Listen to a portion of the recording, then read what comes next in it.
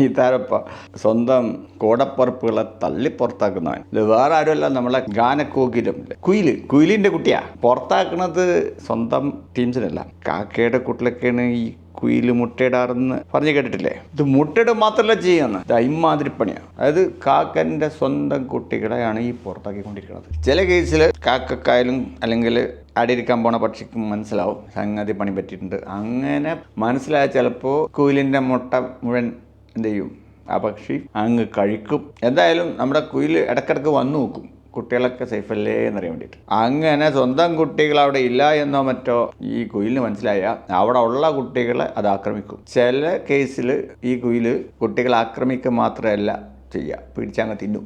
എന്തൊക്കെയോ കാരണങ്ങൾ കൊണ്ട് പലപ്പോഴും ഈ അടയിരിക്കാൻ വരുന്ന പക്ഷി വല്ലാണ്ട് പ്രതികരിക്കാറില്ല.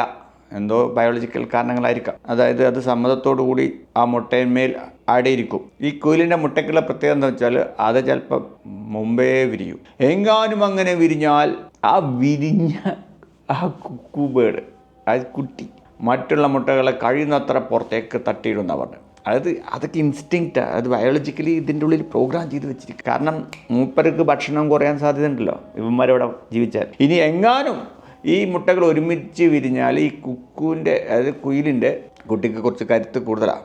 അത് കാരണത്താലും എന്ത് ചെയ്യും, മറ്റ് കുട്ടികളെ മുഴുവൻ ഇവരെ തള്ളിയിടും. അവസാനം ഈ അടയിരിക്കുന്ന പക്ഷിക്ക് ഈ കുട്ടികളെ വേണമെന്നുണ്ടെങ്കിൽ ഈ കുക്കു ബേർഡിൻ്റെ കുട്ടികളെ വളർത്തേണ്ട അവസ്ഥയാണ് വരുന്നത്. ഈ മനുഷ്യന്മാർ എല്ലാ തരികിടകളും പഠിച്ചിട്ടുള്ളത് ഈ മൃഗങ്ങളെ കണ്ടിട്ടാണ്.